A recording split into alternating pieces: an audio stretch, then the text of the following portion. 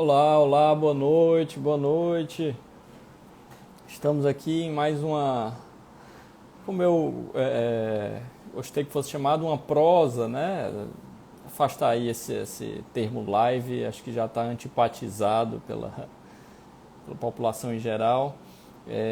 Mais uma quinta-feira. Quinta-feira passada a gente conversou com o professor Eduardo Feijó, conversa muito agradável acerca das dificuldades da educação durante a pandemia e sobre a trajetória do professor Feijó, muito conhecido em Cabrobó, uma referência no estudo do ensino médio. E hoje a gente vem para uma linguagem mais jurídica, né?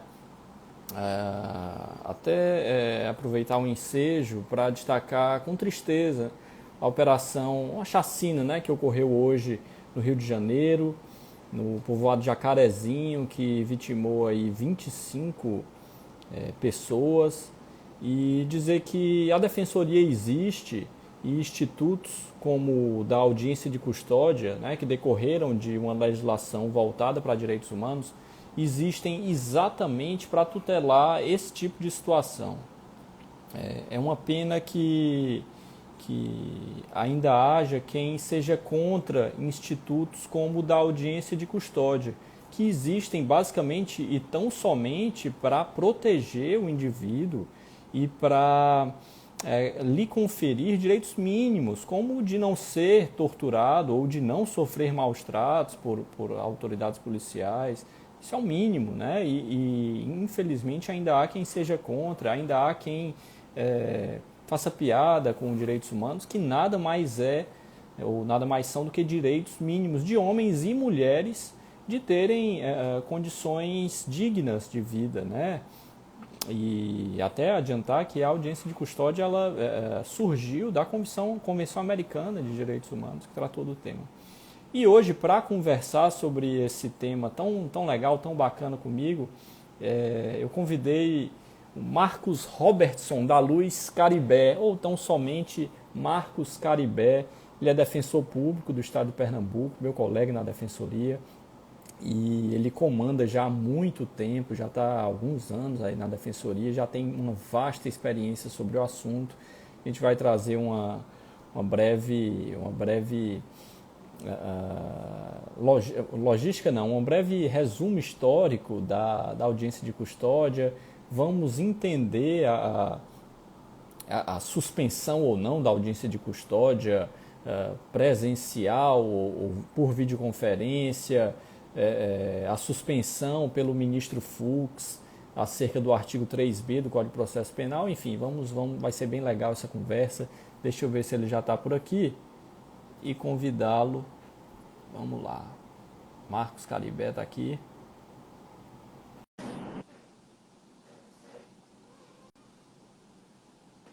Vamos ver se vai dar certo. Olha aí. Grande Caribé, boa noite, meu amigo. Tudo bem? Opa, boa noite, Pedro. Boa noite a todos aqui que estão acompanhando essa roda de conversa, esse bate-papo aqui sobre um tema tão atual e tão instigante como é a audiência de custódia, né?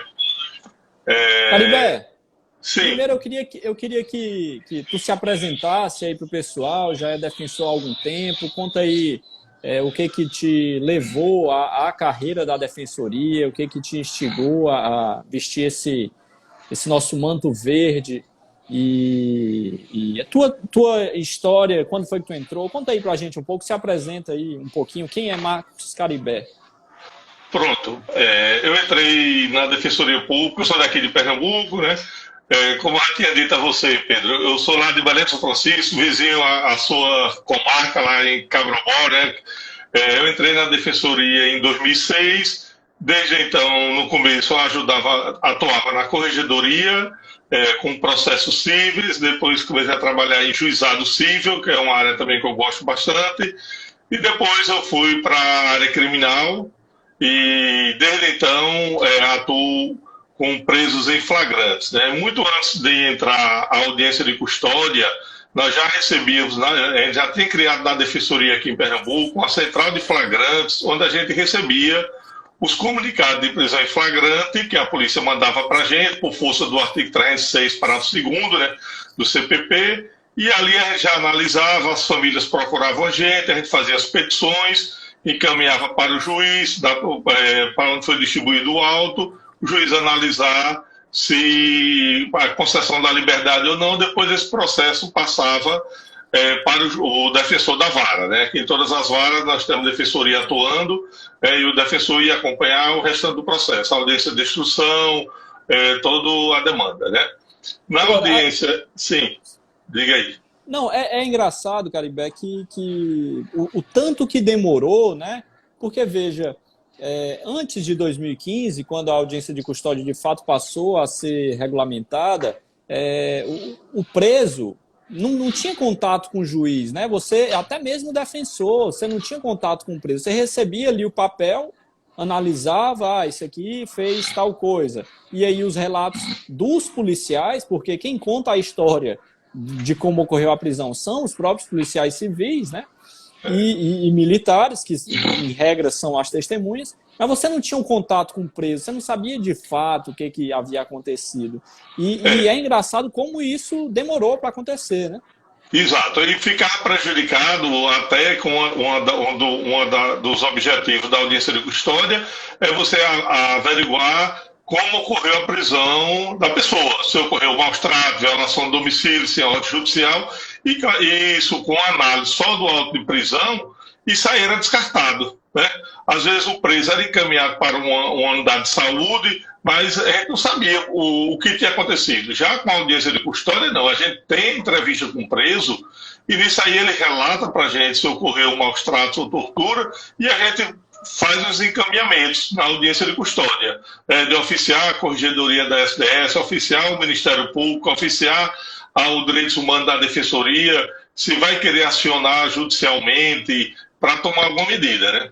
Isso. Então, Caribé, vamos trazer um pouco do resumo histórico desse instituto tão importante que é a audiência de custódia, né? Você quer falar um pouco do início? Sim, pronto, você já adiantou, começou com a Convenção Americana de Direitos Humanos, né, o Pacto São José da Costa Rica, que o Brasil tinha ratificado, e em 2015, a resolução 203 do CNJ, na época que o presidente era Ricardo Lewandowski, ele instituiu as audiências de custódia.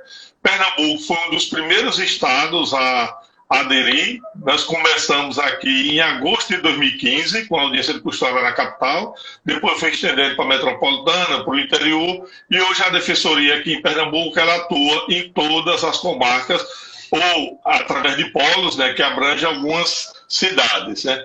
Veio um pacote, alguns juízes não aceitavam a audiência de custódia por força do princípio da legalidade, porque não estava previsto em lei. Mas com o pacote anticrime foi incluído a audiência de custódia. Então, não tem mais o que discutir a questão do princípio da legalidade, né? Perfeito. Deixa eu só trazer exatamente o dispositivo, Caribé. Lembrando que a Convenção Americana de Direitos Humanos é também conhecida como Pacto de São José da Costa Rica, né? Ele foi publicado em 1969. Olha aí, 1969, o Brasil vivia uma ditadura e por isso não foi ratificado naquele momento o Pacto de São José da Costa Rica. Ele foi promulgado pelo Brasil somente no ano de 1992, após a redemocratização do país. E a audiência de custódia está prevista especificamente no artigo 7º, inciso 5 do Pacto de São José da Costa Rica. Eu vou ler aqui, é o que diz o seguinte: toda pessoa presa, detida ou retida deve ser conduzida, sem demora, à presença de um juiz ou a outra autoridade autorizada por lei a exercer funções judiciais. Basicamente é esse o dispositivo. E é engraçado porque em nossa Constituição Federal nós temos o artigo 5º extenso, né, trazendo uma série de direitos, mas não traz nenhum aspecto semelhante a esse do previsto no Pacto de São José da Costa Rica. Então, veja só em 1992, né, o Brasil ratificou esse pacto, mas ainda assim não havia aplicabilidade desse dispositivo, né? Ficou no esquecimento de 92 até 2015, como você falou, e só a partir de 2015 alguns tribunais começaram a aplicar isso de forma até sem previsão legal em tese, né? Porque o pacto havia sido promulgado pelo Brasil. mas algumas entidades entraram na justiça, né, foram até o STF exatamente alegando isso. Olha, não tem previsão legal nisso, então como é que eu vou ser obrigado a levar um preso ao fórum para participar dessa audiência?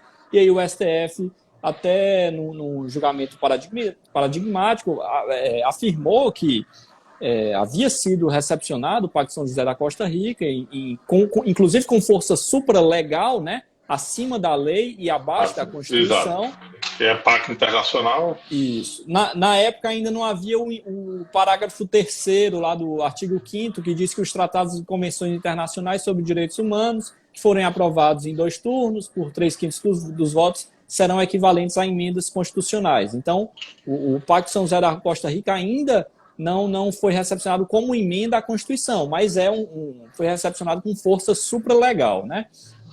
E aí, Caribé, eu queria que tu aqui tratando um pouco mais, depois a gente volta acerca do Instituto em si, mas eu queria que tu falasse um pouco da tua experiência na prática, como foi de fato essa diferença, assim, em um momento tu estava lidando com papel, né? E a partir de outro momento já começou a lidar com as pessoas. Qual foi a diferença básica, assim, na prática? Você lidar com pessoas, você tem uma interação do que lidar com papel, né? Você está conversando com o preso, fazendo a entrevista pessoal e reservada, que é de extrema importância, fazendo anotações sobre ocupação, trabalho, como é que é a vida dele, a família que está lá fora, que às vezes que estão no fórum, quando a gente está no presencial, que a gente vai conversar com a família, saber se tem alguma doença grave, para a gente se situar, porque a gente não conhece o preso, a gente só está com os fatos ali, com auto de prisão, e assim, esse contato com a pessoa é de extrema importância, o que a gente está sentindo agora com essas audiências por videoconferência, que a gente tem um contato com o preso no presídio, na delegacia, mas a gente não tem o contato pessoal que favorece mais a interação, de você ouvir a pessoa, entender, até para você planejar a sua defesa, se organizar para a sua defesa, que não é mérito em audiência de custódia, mas você faz uma defesa para ele ser solto ou ter uma medida melhor do que a prisão, uma prisão domiciliar, um monitoramento eletrônico. Isso com você contactando com a pessoa e com familiares é muito importante do que você lidar só com papel, né? Caribé, inclusive eu fazendo audiências de custódia, né, aqui na Defensoria de Pernambuco, a gente já inicia, acho que praticamente todo, e ao redor do Brasil, todo defensor faz audiência de custódia. Assim, muito difícil, por mais que você fique numa vara cível, né, você eventualmente vai cair num plantão e vai fazer audiência de custódia. E é interessante esse contato, porque, veja só o exemplo que eu tive. Eu lendo, né, a gente recebe antes o auto de prisão em flagrante e vai analisar o que é que o custodiado falou na delegacia. E muitas vezes diverge do que ele vai lhe falar depois. Eu lendo um caso, foi uma briga de um bar, um rapaz que estava embriagado, um senhor, já ele tinha uns 40 anos, e havia brigado no bar, foi conduzido à delegacia, lesão corporal leve e ameaça. E no auto de prisão em flagrante constava a informação que ele ficava repetindo: eu sou perigoso, abre aspas, eu sou perigoso, vocês não me conhecem, fecha aspas. E logo quando eu tive contato com ele ficava repetindo exatamente o contrário, ele ficava repetindo o seguinte, abre aspas, eu não sou perigoso, eles me conhecem, eu não sou perigoso. Então, veja só, aquilo me abriu os olhos, né? E claro, é um exemplo que deixa bastante escancarado a necessidade de se ter contato com a pessoa, porque o que está no papel, e muitas vezes os policiais civis aqui colocam, quem está com a caneta na mão tem o poder de contar a história, né? Então, quando você tem um contato direto lá com aquela pessoa, é totalmente diferente, não é isso? Não, exatamente. Isso que você falou, Pedro, a gente já pegou algumas situações de auto de prisão que a pessoa não foi pega em situação de flagrância, né, e na entrevista, na conversa com o preso, a gente tem essa informação ou com o familiar dele que está lá fora, que estava na hora que ele foi preso. É claro que o familiar não vai ser ouvido em audiência de custódia, mas a gente tem essas informações que a gente pode trazer para a audiência de custódia. Do mesmo jeito, quando a gente tem mulheres que são presas, que têm filhos, estão amamentando, e que a família está lá fora, entrega para a gente a certidão de nascimento do filho menor de 12 anos, para a gente pedir a liberdade de uma prisão domiciliar, que é melhor do que ser recolhida ao sistema. Então, tudo isso com o contato com a pessoa facilita. Facilite muito a gente fazer a defesa, além da importância de você averiguar essa questão da ocorrência da violência policial. Eu me lembro, uma vez você contou um caso que eu fiz uma audiência de custódia, que era de um casal, era 1,5 kg de maconha, e na entrevista pessoal, eles dois choravam copiosamente, choravam assim, aos prantos, narrando o que aconteceu, tudo, que quebraram geladeira, que não sei o que, pintaram o certo, como se diz. Aí, antes disso, a gente já tem uma amizade, uma certa proximidade com os promotores, e o promotor do dia era um promotor muito bom, tudo. Todos aqui, a capital, são bem atentos a isso aí, são promotores da área criminal. E antes da audiência de custódia, eu conversei com o promotor a respeito desse caso. Quando foi para a audiência de custódia, foi 1h30 de audiência de custódia para 2 pessoas. Final da história, moral da história. Os 2 foram soltos. O promotor pediu para representar, para oficiar a Corregedoria da SDS, dando o nome do policial, ao Ministério Público, tudo, foi para o Direitos Humanos, pediu para oficiar o Direitos Humanos da Defensoria, quer dizer, por conta da violência policial. Eles plantaram a droga na casa da pessoa, a pessoa não tinha droga, foi assim, uma coisa assim absurda. A pessoa era funcionária do IMIP, terceirizada, auxiliar de serviços gerais, tudo. Então, assim, isso tudo, até a juíza, que é muito rigorosa com drogas, que ela é bem rigorosa com entorpecente, ela soltou, daqui a pouco chega um advogado dos 2. E aí, a audiência de fulano, eu digo, já ocorreu. E aí, o resultado? Eu digo, não, eu digo para a família. Porque eu nunca digo para o advogado, eu vou contar a família. Aí vou para a família, contei a família que eles tinham sido soltos, E ainda foi a representação. Isso tudo porque você teve a entrevista pessoal, você tem aquele contato, aquela interação que é muito importante. Importante. E hoje está prejudicado com a videoconferência, Pois é, vamos já falar um pouco a respeito. Deixa eu trazer um pouco da nomenclatura, do Instituto da Audiência de Custódia. Dizer que esse nome não encontra previsão no Pacto São José da Costa Rica. Foi uma criação doutrinária, E muita gente passa a chamar, inclusive o ministro Fux defendeu que essa audiência de custódia passe a se chamar audiência de apresentação.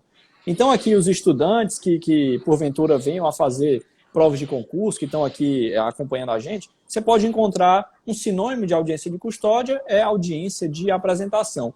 E ela basicamente consiste, Caribé, no direito que toda pessoa presa possui de ser conduzida a uma autoridade judiciária em 24 horas, no máximo 24 horas, para que esse juiz vá analisar se os direitos das pessoas, se esses direitos fundamentais, foram respeitados, o direito a ser informado, ao direito ao silêncio, de não sofrer maus tratos, sem ser torturado, direitos básicos, mínimos. E, recentemente, também, o ministro Fachin ele afirmou que, inclusive, a audiência de custódia vai ser observada nos casos de prisão preventiva, anteriormente decretada, prisão temporária e prisão penal, aquela decorrente de uma condenação com trânsito em julgado. Então, veja a importância, Caribé, desse instituto, porque em qualquer prisão, qualquer que seja a prisão, havendo eventual possibilidade de sofrimento de maus tratos, o preso vai ser conduzido à autoridade policial e aqui à autoridade judicial. E aqui, até para comentar contigo, eu acho que tu deve ter acompanhado a chacina que ocorreu hoje, em Exato, no Rio de Janeiro. É uma operação policial desastrosa. E a importância desse institutos como esse para proteger e tutelar minimamente os direitos dos indivíduos. Eu queria saber, Caribé, assim, tu falou um pouco de quando passou de papel para o contato físico. Antes da gente tratar um pouco do projeto anticrime, que disciplinou direitinho a audiência de custódia, eu queria que tu falasse um pouco da tua experiência, porque no meu caso eu já peguei só videoconferência. Como foi sair de um contato pessoal para um contato por videoconferência? O que tu acha que fica prejudicado nesse caso? Antes da videoconferência, a gente que estava no presencial ficou só por petição. Né? Sim. Não tinha nem a vídeo, né? Era só petição, a gente analisava os autos, mandava petição para o e-mail dos polos de custódia, o promotor mandava a manifestação dele, a gente não sabia o que, é que o promotor estava pedindo, mas a gente já alegava as nulidades de estar sendo feito em delegacia, não está sendo feito em entrevista, não vem registro fotográfico, a gente alegava todas essas nulidades, mas essas nulidades eram todas superadas, infelizmente, mas como já era esperado, né? Depois que a gente passou para vídeo, digamos, foi menos mal, né? Porque com vídeo você já conversa com o preso, você já, aqui na capital, pelo menos, assim, nenhum preso está fazendo audiência de custódia algemado. A gente pede até para erguer as mãos, eu faço com 2 juízes, quartas e quintas, mas todos os juízes aqui da capital pedem para o preso levantar as mãos, levanta as mãos, a sala sozinha, porta fechada, não tem ninguém na sala com ele, a gente faz a entrevista pessoal e reservada, conversa com o preso, até orienta para a audiência de custódia, vê, principalmente quando a casa Lei Maria da Penha, que a gente já tem que ver um endereço alternativo, que ficava prejudicado quando era por petição, que a gente não tinha contato, que a vítima pediu medida protetiva, a gente não tinha esse contato com o preso para saber se ele tinha para onde ir, né? Que ele vai ter que arrumar um local para ir, porque a justiça vai decretar medidas protetivas de afastamento, distanciamento, prevenção de contato. Agora, com a videoconferência, que não é ideal, mas só tá, o ideal é o presencial, né? Até que pela própria norma, né, que tem que ser a audiência de custódia pelo presencial, mas assim, pelo vídeo, pelo menos atenuou essa dificuldade que a gente tinha. Pelo menos o contato com o preso a gente está tendo. O juiz, promotor, o defensor tem a entrevista reservada de pessoal antes. Inclusive, como você estava falando das demais prisões, aqui em Recife nós começamos a fazer as custódias dos preventivados. Que é aquela reclamação 29303 do Ministério Fachin, que o Rio de Janeiro entrou, depois o ministro Fachin reviu a decisão dele anteriormente e estendeu para todos os tribunais de todo o país, todas as justiças, militar, trabalho, eleitoral, fazer as audiências de preventivados. E aqui a gente está fazendo as audiências de preventivados aqui em Recife. Agora, Caribé, eu não sei se contigo também acontece, porque assim, a gente sabe da precariedade que se tem em delegacias, né? As audiências de custódia vêm ocorrendo atualmente, pelo menos no estado de Pernambuco, em delegacias, e você não tem como garantir, até parabenizar as palavras da Natália Lupo, né, que foi à Alep essa semana, pleitear pela nulidade dessas audiências de custódia que estão sendo realizadas em delegacia, nossa colega defensora pública. E eu não sei se tu também tem essa impressão, muitas vezes, quando eu pergunto, você está sozinho aí? A sala, você está sem algema? Ele mostra, né? Não, estou aqui sem algema. E aí eu pergunto, você está sozinho? Aí ele olha assim, ó, doutor, tô sozinho. Quer dizer, você não tem como. A resolução do CNJ dispõe que deve haver uma câmera de 360 graus na sala e, além de uma câmera aqui frontal, uma câmera na porta da sala em que se encontra o custodiado. E isso é absolutamente inaplicável em Pernambuco. Isso aí, né? Eu acho que em todos os estados, né? O que a gente vê é só a câmara dentro da sala. Eu falo aqui por Recife, que a gente faz audiência partindo de 4 ou 5 delegacias, né? A central de plantões e algumas delegacias, homicídio, delegacia da mulher. A gente vê a porta fechada, a gente visualiza, não tem essa câmara 360, até porque também o executivo alega que o CNJ, que é um órgão administrativo da Justiça, não pode impor atribuição para o Executivo, dizer que o Executivo tem que comprar isso, tem que comprar aquilo, tem que comprar aquilo. Né? Essa discussão é levada no Pacto pela Vida, alguns juízes já dizem até isso, né? E realmente fica a resolução do CNJ, aquela câmara 360 na porta, essa aí não está sendo observado, e a gente tem esse receio até de ter essa estrutura toda, porque se o Estado investir nessa estrutura todinha aí, vai querer que fique para todo sempre a audiência de custódia por videoconferência, que vai alegar, olha, foi dinheiro público que foi investido nisso aí, e agora? Vai fazer o quê com esse investimento? Tá entendendo, Pedro? Fica essa questão, né? Por isso que a gente tem que voltar o mais rápido possível para o presencial, né? Quando a pandemia estabilizar, a gente tentar voltar para o presencial. E destacar aqui também, você falou do Pacto pela Vida, que a Defensoria conseguiu, né, que seja fornecida alimentação aos custodiados, porque você imagina, o rapaz é preso em flagrante, vamos supor, às 10 horas da manhã de um dia. A audiência de custódia normalmente vai ocorrer meio-dia do dia seguinte. Então, o que acontece, em regra, é que aquele senhor que foi preso, ele fica, às vezes, 24 horas sem nenhuma alimentação, muitas vezes sem água, né? Então, isso chega a ser uma forma de tortura. E a Defensoria Pública... Afronta os direitos humanos. Claro. A Defensoria Pública do Estado de Pernambuco conseguiu que essa alimentação fosse fornecida, mas... ainda assim a gente vê que muito dificilmente isso é aplicado na prática. Não sei se em Recife já se tem conseguido. Essa é uma das perguntas que eu sempre faço na entrevista. Se recebeu alimentação. Antes de a gente sair, por conta da pandemia, no presencial, já estava tendo esse fornecimento de alimentos, né? Sanduíche, carne, salsicha, tinha esse alimento e água em copos, sucos, sanduíches, eles estavam recebendo essa alimentação. Agora, aí passou um tempo, sem alimentação, inclusive estava até proibindo os familiares de levar por conta do contágio, aquele medo todo, não estavam permitindo que os familiares entrassem nas delegacias para evitar a circulação de pessoas, que às vezes uma pessoa é presa, vão 10 da família para a delegacia, para ver a situação, tudo. E agora, depois dessa ação da Defensoria, que foi que você agora falou, voltou de novo o fornecimento. Aqui na capital, pelo menos os preços que eu faço, eles estão recebendo alimentação nas delegacias. Quando eles não recebem na delegacia de bairro, aqui são mais de 30 delegacias na capital, mas quando ele chega na central de flagrantes, que centraliza a maioria dos presos, aí lá eles recebem alimentação. Né? As grandes delegacias já recebem, né? Mas as delegacias de bairros menores ainda está um pouco prejudicado isso aí, mas quando eles são levados para a central de flagrantes para fazer a custódia, lá eles recebem alimentação.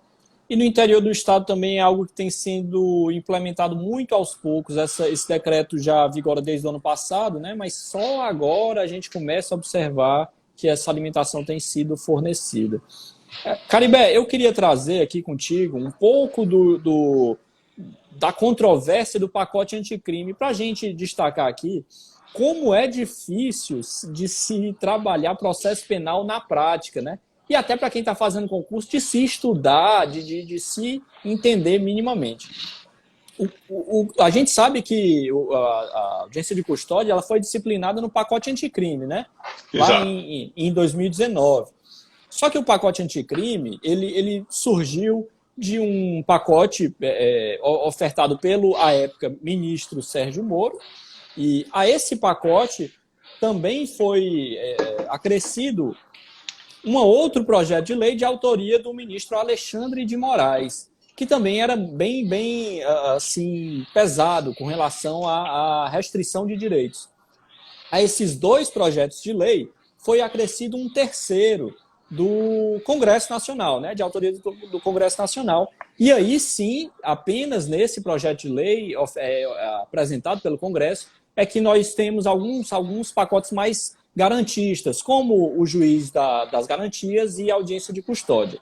Surge assim a Lei 13.964 de 2019, com a vacatio legis de 30 dias. Você observa, né, Caribé, assim, como foi exíguo esse prazo para serem aplicadas essa imensa alteração no Código para implementar um prazo muito curto, né? Pois é. o juiz da garantia está suspenso pelo Fux, né, no liminar, né? Aquela ilegalidade, aquele que está previsto no artigo 310, parágrafo 4 do CPP, que se não for apresentado em 24 horas, a prisão é ilegal, também está suspenso por Fux, né, a liminar, e sem perspectiva de ser votado e sair do Supremo, né? O ministro Fux, como tu destacou aí, ele suspendeu ainda em 22 de janeiro de 2020 inúmeros dispositivos do pacote anticrime, dentre eles a que previa a audiência de custódia e a impossibilidade da realização de audiência de custódia por videoconferência. Aí o que acontece? O presidente da República vetou 16 dispositivos. Dentre os dispositivos vetados, estava esse que impedia a realização de audiência de custódia por videoconferência. Foi vetado. Só que o Congresso demorou mais de um ano, salvo engano, deixa eu ver aqui, mais de um ano para analisar esse veto, quando a Constituição diz que tem que ser em 30 dias, né? Exato. Então, os vetos foram derrubados e, em tese, teria voltado a vigorar a impossibilidade de se realizar audiência de custódia por videoconferência. Alguns doutrinadores destacam que a eventual inconstitucionalidade dessa derrubada de veto, porque foi apreciado depois dos 30 dias e porque não foi apreciado em uma sessão conjunta do Congresso Nacional. Exato. Conforme determina. Foi primeiro a Câmara e o Senado demorou um pouco a apreciar porque estava a pressão do Ministério Público e do Poder Judiciário, né?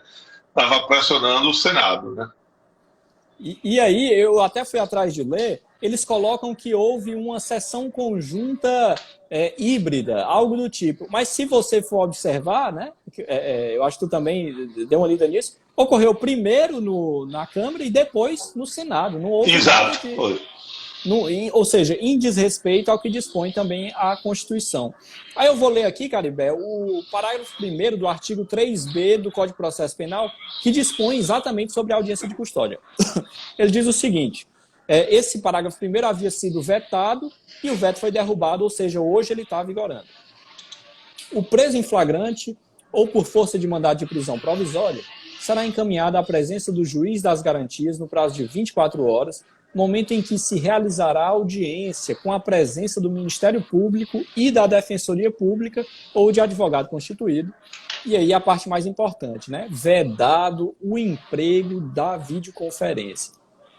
E aqui as razões do veto, que eu vou também...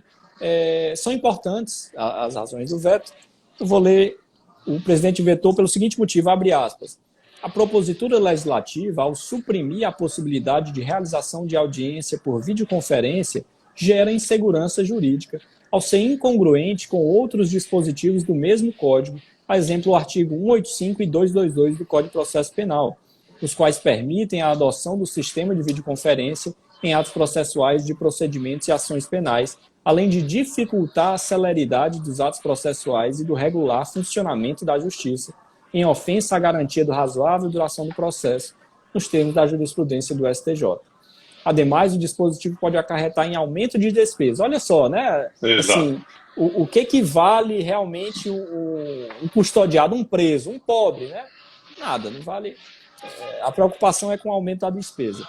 Notadamente em casos que juiz em vara única com apenas um magistrado, seja pela necessidade de pagamento de diárias e passagens a outros magistrados, para a realização de uma única audiência, seja pela necessidade premente de realização de concurso para a contratação de novos magistrados, violando a regra 103 do ADCT, que proíbe a contratação de pessoas. E aí, fechado.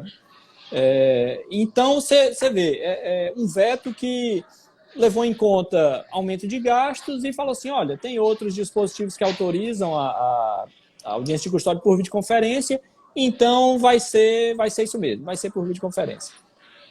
E aí nós assim, temos... Vai lá, pode ficar à vontade. Não, porque a gente escuta o pessoal comentar, muita gente falar assim, se a audiência de instrução e julgamento, que é que vai julgar, que vai se é culpado ou inocente, pode ser feita por videoconferência, Por que a audiência de custódia minimizam a importância da audiência de custódia? Por que a audiência de custódia não pode ser feita por vídeo? Se o mais, que seria instrução e julgamento, você pode fazer por videoconferência, por que, digamos, o menos, no entendimento de alguns, né, que seria a audiência de custódia, minimizando a importância da audiência de custódia, não pode ser feito por videoconferência? Já escutei isso aí algumas vezes, aqui no fórum aqui em Recife, né? Minimizando, às vezes, a importância da audiência de custódia, né? Pois é, e a gente... A questão da violência policial, do contato com o defensor, minimiza isso aí. E, Caribe, a gente sabe que o que acontece na prática muitas vezes é do sujeito ser preso em flagrante, ele é levado para fazer uma perícia, né, fazer para ver se ele realmente sofreu algum tipo de lesão por parte dos policiais. E o que acontece é o seguinte: os policiais ficam lá na porta da sala onde vai ser realizada a perícia e o sujeito sendo analisado pelo médico. Tudo na frente dos policiais que o capturaram, né? Então, o que o médico até se sente, pô, eu vou botar o que aqui? Os caras me olhando aqui. Então, só aí já impossibilita muita coisa. E aí você não tem contato com o preso, como é que você vai... Muitas vezes eu pergunto, você foi bem tratado? Você sofreu algum tipo de agressão? E ele simplesmente olha assim, fala, não, sofri não. Qual é a garantia? Isso é um faz de conta, né? A gente acaba tendo essa impressão, ele faz de conta mesmo. Exato, veja só, isso que você falou do exame médico, que a gente, do IML, a gente, na entrevista pessoal, né, até mesmo por videoconferência, a gente pergunta a questão, e já ouvi relatos disso, né, desse tipo, né, é comum. Do mesmo jeito, quando eles são socorridos para a UPA, né, ou porque foi atingido pelo policial, ou porque tentou fugir da polícia, caiu, foi machucado, a gente vê um atendimento relâmpago. Assim, parece atendimento de hospital privado. O cara chega, com 5 minutos está liberado, está com a alta médica, tá entendendo? Quer dizer, a pessoa não foi nem atendida mesmo, né? Por um médico, tudo, fizeram só para constar, né? Eu já tive caso, né, de pessoa que chegou na audiência de custódia presencial, por isso que é a importância, que chegou todo sangrado, ferido, assim, com mau cheiro de sangue, com roupa do hospital, que nem roupa ele tinha, veio com a roupa do hospital, e ele ficou preso, eu sabia que ia ficar preso, né, por conta do crime e tudo, mas eu pedi ao juiz que autorizasse o familiar dele assistido na unidade hospitalar. Porque a gente sabe, quando o preso está custodiado no hospital, o pessoal... ali o técnico, o auxiliar de enfermagem não vai dar muito atenção na higiene, no cuidado, tudo, porque é uma pessoa que está presa, que assaltou alguém, tentou matar alguém e tudo. E nesses casos, quando ele está no presencial, eu peço para o juiz, o juiz diz, mas como é que eu vou fazer? Eu estou baixo, o senhor é juiz, pronto, o senhor pode determinar. Faça um ofício para a direção do hospital, pedindo para que autorize que um familiar dele, alternando esposa, mãe, fique acompanhando ele dentro da unidade hospitalar. Até para fazer o asseio, que nem asseio faz. Né? É impressionante o tratamento que realmente essas pessoas recebem, porque são pobres, né? São desimportantes para a sociedade, Caribé. Eu tava assistindo, eu sou um fã de leitura, e um livro muito, muito bom acerca, não só disso, né, mas ele engloba a necessidade que os seres humanos têm de escolher um inimigo, assim, um alvo. Um livro muito bom, que eu até recomendo a quem gostar desse tipo de leitura, é A Origem dos Outros, que é assim, vai contar um pouco das pessoas escolhidas para não serem seres humanos, para serem tratados como assim... bichos e serem perseguidos. E há também um episódio da série da Netflix, eu esqueci agora o nome da série, é aquela que traz futuros distópicos. Como é, amor, o nome da série?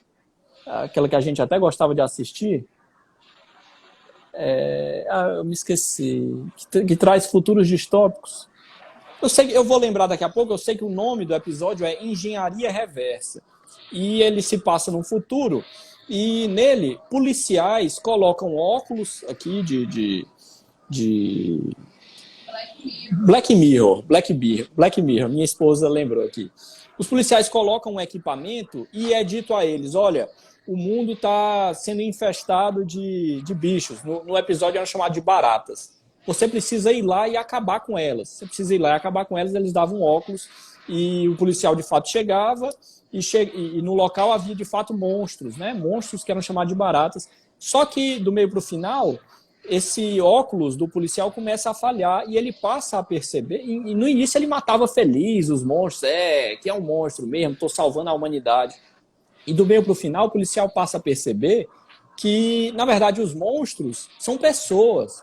E aquilo começa a chocar ele de alguma forma. E, basicamente, a gente vê que é o que acontece, né? Olha só o que aconteceu hoje lá em Jacarezinho. É uma pena, e é por isso a importância imensa de um instituto como esse da audiência de custódia. Eu vou ler aqui, Caribé, só a resolução do CNJ que diz como deveria ser na pandemia e que a gente sabe que não é, né? Deverá ser assegurada a privacidade ao preso em sala a ser realizado por videoconferência, devendo permanecer sozinho durante a realização. A gente não tem como dizer com certeza, né, se ele está sozinho ou não. Poderá ser certificada que ele está sozinho por uso de uma concomitante de mais de uma câmera no ambiente ou de câmeras 360 graus, de modo a permitir a visualização integral do espaço durante a realização do ato. Deverá também existir uma câmera extra a monitorar a entrada do preso na sala e a porta desta. A gente sabe que, infelizmente, isso na prática é inexistente. Talvez até aconteça na Justiça Federal, mas na Justiça Estadual, infelizmente, não acontece na prática.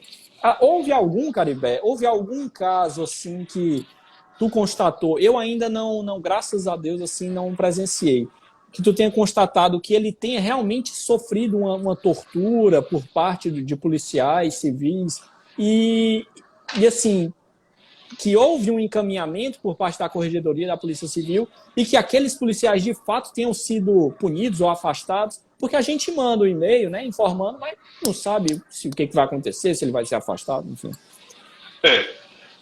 Esse acompanhamento, infelizmente, a gente faz o requerimento, o próprio Ministério Público pede para oficiar a Corregedoria da SDS, o promotor que faz o controle externo da atividade policial, mas esse acompanhamento a gente não tem assim, condições de fazer. Eu já vi em audiência de instrução e julgamento a vítima, as testemunhas reconheceram o policial, né, que inclusive um deles era um delegado de polícia, que tinha até carregado o filho dela nos braços dizendo que ia vender. Eu pedi para o juiz oficiar, o juiz oficiou, o juiz a princípio não acreditou em mim. Quando foi uns 15 dias depois, esse delegado foi preso. Aqui em Recife, era um xará meu, né? Marcos alguma coisa, esse delegado foi preso. Aí eu cheguei para o juiz e disse, doutor, está lembrado daquele fato, uns 15 dias atrás, da audiência, o delegado foi preso. Você viu a varazão? Ele o quê, rapaz? Foi preso. Tá entendendo? E ele, por vários... Porque a gente pensa que é um fato isolado, mas quem está lá numa corregedoria, às vezes já tem representação, Enes, contra aquela pessoa. Né? Tem alguns policiais aqui na capital, tem uma policial feminina e tem outros... Mas uma feminina a gente grava mais o nome, porque são menos policiais, mas tem alguns que a gente já grava o nome, que já é conhecido nosso na custódia. Ou pelo nome ou pelo apelido. Quando a pessoa cita, eu digo, ó, tá vendo? De novo, né? E a gente vai ver no alto. Agora, a dificuldade que a gente tem, Pedro, é que muitas vezes quem fez a agressão não foi arrolado como testemunha. Essa é uma dificuldade que a gente tem, porque assim, é um condutor e duas testemunhas. E aqui tem muitas prisões que às vezes são 2, 3 viaturas. Então, muitas vezes, quem fez a agressão, a gente pergunta, o nome a pessoa não consegue decorar, mas a gente vai ver, ali a pessoa não sabe o nome, pergunta uma característica física, até para tentar identificar uma compleição física, uma tatuagem, para a gente pedir, para ele dar as características, do mesmo jeito que se prende alguém sem saber o nome, mas dando as características, se consegue prender, né, que a gente vê alguns mandados de prisão, prenda fulano que tem uma tatuagem no pé, algum sinal característico, tudo, né? Também a gente pede isso aí do policial. Agora, assim, fica difícil que muitas vezes os policiais, essas operações são de noite, a maioria das prisões são de noite, né, tráfico de drogas, tudo, e a pessoa ou não quer declinar para a gente o nome quando conhece, ou tem essa dificuldade, porque a gente lê o auto, às vezes tem várias viaturas que constam no auto, e muitas vezes não foram arroladas como testemunha aquele que teria feito a agressão, né? E aí você veja, né, Caribé, como é que o cara vai relatar uma agressão dentro de uma delegacia, né? Porra, vai... Exato. Na cabeça dele, ele vai apanhar, sair dali e vai apanhar 3 vezes o que apanhou. Mas é isso, meu amigo. Esse é um papo que, assim, rende, é como eu falei, né? Rende, assim, cerca de 3 horas você vai falando e não para. É, assim, de suma importância. Eu queria aqui só elencar, né, esse instituto que é tão inobservado, muitas vezes como deveria ser. E te perguntar, Caribé, assim, eu passei um mês em Recife, né, na Defensoria, em curso de formação, e eu tive a felicidade de conhecer o Renato, seu filho, que é estagiário da Defensoria, e fiquei sabendo também que tu tem um outro filho mais velho, né, que também enveredou na área do direito, assim, um estudioso, faz concurso para ministérios públicos, né? Como é que tu vai apartar essa briga aí? Um MP e outro defensor. Eu sei que o Renato quer defensoria, né? Inclusive eu vou daqui a pouco chamar ele, agora chamá-lo. Mas que felicidade, né? Assim, ter 2 filhos na área do ramo. Exato. O Renato, ele era estagiário, hoje ele é administrativo na defensoria, né? Há muito quando terminou o contrato dele, ele se formou agora em Direito, né? Já está um tempo como administrativo na área civil, né? Família, tudo, né? Minha esposa é assessora numa vara criminal aqui em Recife, né? E o meu filho, o mais velho, Bruno, que já se formou uns 3 anos em Direito, mas sempre concurseiro, né? E agora a intenção dele é do Ministério Público, né? Hoje ele está no TRF em Brasília, né? Foi nomeado para o TRF, mas fazendo concurso para o Ministério Público, já fez concurso aí na sua cidade, do Piauí, em Teresina, né? Não fez a prova oral do Ministério Público, porque não tinha os 3 anos de atividade jurídica, né? Mas foi inclusive selecionado para a prova oral. Só que não podia fazer, né? Derrubam muita gente. Então deixa eu chamar aqui o Renato, chama ele aí. Caribé, porque é o seguinte, inclusive em Cabrobó, é impressionante, no interior também do Pernambuco como um todo, a procura por estagiários pela Defensoria Pública é imensa, assim, é muito grande. Eu não estou encontrando o Renato aqui na live. Ele está aqui, Pedro. Ele vai ficar... que ele está aqui do meu lado, eu vou pedir para ele entrar aqui. Tá bom, pede para ele sentar aí, que eu quero... muita gente, Caribé, pergunta como é que eu posso ter acesso ao estágio da Defensoria. Eu fui estagiário da Defensoria por 2 anos e, assim, um aprendizado imenso. Eu queria que o Renato desse um pouco desse depoimento acerca do que ele aprendeu, do que ele viu, né, do que mexeu com ele enquanto ele estava estagiando. E até para chamar, eu tenho 2 estagiárias e ambas voluntárias, estão comigo porque querem aprender, de fato, querem ajudar. E é muito importante um relato de quem acabou há pouco tempo o estágio. Fala aí, Renatão, Só antes de Renato entrar, essa questão da importância do estágio. Eu ouvi no grupo do criminal da Defensoria que uma ex-estagiária da Defensoria hoje é defensora no Distrito Federal. Tá entendendo? O pessoal colocou lá essa informação há uns 15 dias atrás, dizendo que ela já está no Distrito Federal como defensora. Então, o estágio na Defensoria é extremamente importante, porque a pessoa atua mesmo, né, com direito no dia a dia. Né? Verdade. E eu também sou um exemplo disso. Eu estagiei 2 anos, foi meu único estágio, foi na Defensoria e saí de lá apaixonado e para Exato. concurso. É instigante. O estágio na Defensoria é muito produtivo, assim, para a pessoa fazer a carreira como você fez e como outros colegas fizeram. E eu espero que Renato também siga nessa aí para alguns anos na Defensoria. Eu vou passar aqui, Pedro. Tá bom, tá, obrigado, Caribé.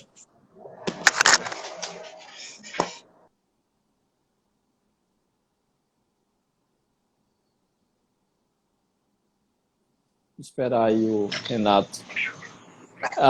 Estagiário modelo, ex-estagiário, né? Agora acabou de estar com pouco tempo. Renatão, conta aí um pouco, cara, do que tu aprendeu, do que de fato teve de construção, de crescimento na defensoria, né? Tu gostava muito da área de família, até hoje está lá, né? Na área de família. Eu queria que tu contasse um pouco da tua experiência, do que de fato mais te cativou na defensoria e o que te fez de fato querer continuar no ramo da defensoria pública, estudando, né? Você vai ser um defensor, meu amigo. Se Deus quiser. Assim, quando eu entrei na defensoria, eu entrei no começo da faculdade, muito verde ainda, não tinha muita experiência prática. Tinha algum conhecimento assim de livros, mas não tinha experiência prática. E na defensoria eu vejo ela como uma verdadeira escola, diferente de alguns outros estágios, que o estagiário às vezes fica mais não na atividade fim, de fazer peça, de atender o assistido, de ter um acolhimento com o assistido, de saber atender, quais perguntas fazer, tá atendendo aquele caso, qual peça é cabível, o prazo processual. Aí, nesse quesito, eu acho que o estágio na defensoria é muito enriquecedor. Para todo mundo que estuda direito, eu acredito que deveria passar pelo menos um pouco pela defensoria. Pode ser até que não goste, que goste mais de trabalhar com processo, mas acredito que todo mundo deveria pelo menos ter essa sensação de passar pela defensoria e ver se identifica ou não. Quando eu comecei no estágio, Renato, eu também... Meu primeiro contato foi com família. E assim, você faz os atendimentos, você faz as petições, né? Muitas vezes você acompanha o processo do início ao fim e você atua basicamente como um defensor, né? Você faz muitas vezes, às vezes, de um defensor público. Então, você vê no olho a gratidão daquela senhora indo pedir alimentos e conseguir, ou muitas vezes você consegue uma reconciliação. É, de fato, muito, muito gratificante ter esse contato tão cedo ainda na faculdade, né? Muitas vezes a gente não sabe o que vai fazer depois da faculdade, mas já ter esse feedback já acaba direcionando a gente. É difícil não ser estagiário da defensoria e não querer ser defensor depois. É verdade. Porque você se identifica muito, assim... Teve um caso que eu peguei em família, que era uma senhora que estava com a irmã desaparecida há mais de 30 anos. A gente entrou com um processo que tem um provimento do TJ para localização de parentes, de pessoas desconhecidas. E a irmã dela estava em São Paulo há 30 anos, que ela não tinha conhecimento da irmã. E através desse processo, em cerca de 6 meses, pedindo para oficiar Receita Federal, Justiça do Trabalho, Justiça Eleitoral, a gente conseguiu localizar essa pessoa, a irmã dela, e fazer assim, o reencontro da família. Foi muito assim, gratificante. Que legal. As assistidas que eu atendi chorando, muito feliz. Meu filho, muito obrigada. Eu pensei que eu ia assim, morrer e nunca mais ia encontrar. Minha irmã, que já tinha uma filha, enfim, é bastante gratificante. É impressionante realmente a gratidão que você sente. Você vai embora feliz, assim, né? Você vai para casa e fala, pô, hoje eu fiz a diferença na vida de alguém. Com certeza. Às vezes eu chego em casa, já falo pro meu pai, aconteceu esse caso assim, assim, assado, o juiz deu a liminar, deu a tutela, a assistida ligou agradecendo, mandou uma mensagem, às vezes melhor até concedendo um bom dia. Com certeza, com certeza. E que legal a família de vocês, é todo mundo imerso aí. Imagino que um almoço ou um jantar aí deve ser muito enriquecedor nesse aspecto, né? Às vezes passa até um pouco assim, né? Que é minha mãe do tribunal, aí tá lá fazendo a sentença. Meu pai, não é assim não, calma, vamos pegar leve aqui na sentença. Meu irmão com viés aí do MP, já querendo... Mais MP, né? Mas é bom que você abre a mente e tem todas as ideologias possíveis. Renatão, te agradecer, cara. Obrigado. A gente já vai caminhando aqui para o final. Foi maravilhoso, muito enriquecedor. E é muito bom ter esse tipo de conversa com tu, agora ex-estagiário, com teu pai, que já está aí há mais de 10 anos, 15 anos na Defensoria Pública. É um prazer imenso. Eu fico muito, muito feliz que vocês aceitaram. E contem sempre com a gente por aqui. Vamos estar sempre trazendo novos conteúdos por aqui. Tá bom, meu amigo? Um abraço, saudades suas de lhe ver nos elevadores aí da vida lá da Defensoria. Tem que aparecer depois. Eu vou aparecer aí qualquer dia desse. Tá, Renatão, um abraço. Caribé, Marcos Caribé também, um abraço. Muitíssimo obrigado por passar um pouco da tua experiência por aqui. E por hoje é só quase 1 hora aí de conversa. Olha só como passa rápido, viu? Abraço, Renatão. Valeu. A gente fica por aqui. Até A live mais. vai ficar salva aí. Quem quiser ver depois, está aqui no meu feed. Valeu, Renatão. Valeu.